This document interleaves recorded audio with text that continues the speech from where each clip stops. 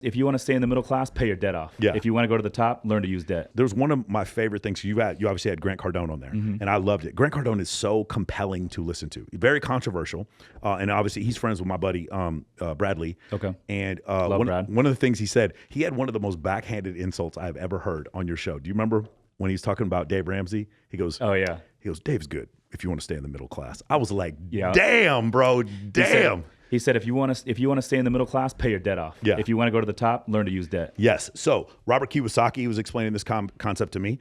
I hear Grant Cardone explaining this concept to me. You talked about having partners who may not have been maybe more risk averse than you. Can you talk about how you use debt in order to make money in real estate? Yeah, I mean, you got to use debt in order to grow. And so perfect example is I bought many deals in real estate to where the bank financed 100% of the whole purchase price and the renovation. And I literally can get into some of these deals with none of my own money. And then I can add value, and then it produces cash flow above and beyond whatever the debt payment would be. And that's, basically how we do it. So positive arbitrage. Have you ever read what's it called? 50 Cent's book, Hustle Harder. Have you ever read that book? No. Highly recommend it. It's terrific book. Way better than what I thought it was going to be. Because he's a billionaire from the vitamin water and stuff. But one of the things he talked about is like, when I was broke and I tried to get a loan, nobody was going to give me shit. He talks about this example. It's like, I got a loan for $1 million. I put $1 million in my bank account, and I went to another bank and showed them I had $1 million in my bank account. They gave me $3 million.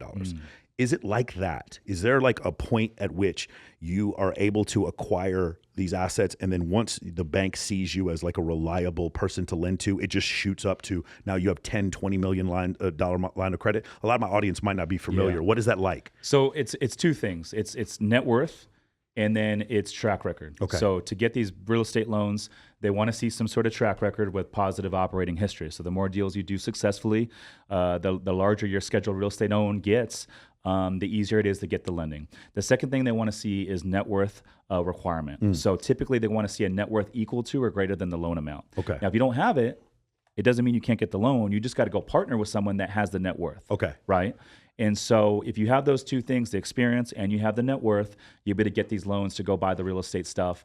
The last deal I just bought, this is a smaller deal I do on my own. So I'll do larger deals with partners. We'll raise money from investors. I got a fund. But a lot of the smaller deals, I'll do on my own, right? So whenever I can do a small deal without investors, I always try to do that. So I just picked up a deal last month, downtown San Diego, 3-bedroom, 2-bath, historic building in downtown Little Italy neighborhood. It's like 2 blocks from all the bars and restaurants, trendiest neighborhood in San Diego. But the cool thing is it's all high rises down there. So it's all condos, 1-bedroom, 2-bedroom condos. But this, we actually own the land. So picked it up for 1.4. The bank financed about 1.1.5. And so the down payment was about $250. The seller financed $200,000 carried back. So I did pick up this property for $50,000, and the lender is going to finance all the construction and the renovation. When I'm done, this property will be worth $2 million, and I'm going to pick it all up for about $50,000 out of pocket. How long is the note, and what's the interest rate on the note? Yeah, so this one is a 18-month note. Okay. And it's hard money, which is not cheap right now. It's about 11%. 11%. So you got to pay this off in 18 months. Yes. Okay. They require collateral from other property. Do you use your other properties as collateral to do the next loan? Is that how it works? With the seller carrying the $200K back in a promissory note, she wanted to cross-collateralize another property that I had in second position, and I was okay with it. All right. So I'm going to talk about the big one that you talked about with Brad Lee that got my attention was the idea that you have a fund. So, Ryan Pineda's done a fund. Obviously, Grant Cardone infamously has a huge fund when it comes to real estate. I come from traditional listed equity, so I'm used to REITs. I use REITs if I ever want to trade real estate, just because I don't shake hands and I don't know anything about closing costs, and I've only bought like 2 houses in my life, so I'm not really as familiar with it. I'm trying to get more familiar with it, but with your place, with your fund, you promised 20% returns, and Brad asked accurately, well, what's the downside? Obviously, if I give you $1 million, you guarantee me $200,000 back every year. What's the catch? Yeah. So with the fund, we're not doing the 20%, but with this particular deal that I discussed with Brad, that was on a 10-unit boutique hotel up in Northern California. Oh, it was a specific deal. It was a specific deal just for that one deal.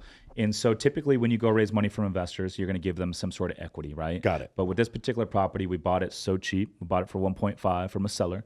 And we knew that we were going to triple the value of the property in about 12 months. So bought it for 1.5 in August of last year. It just appraised for 4.5. And so we actually are in the process right now of paying all the investors back. We've been paying them 20% of their money the entire 13 months that we've had the deal. And we just cashed out the refi in Friday of last week, and the investors should have their money here in the next 2 days. So hypothetically, if something had gone bad, like the market crashed or whatever, we get invaded by China, whatever, something like that happens, you could switch that promise of 20% to equity. Is that what you would have done? I would have gone to the investors, because a lot of these investors have done multiple deals with me. Got it. I know I have good relationships with all of them, but had we got into a black swan event, I would go to them and work something out and probably convert a lot of them over to equity.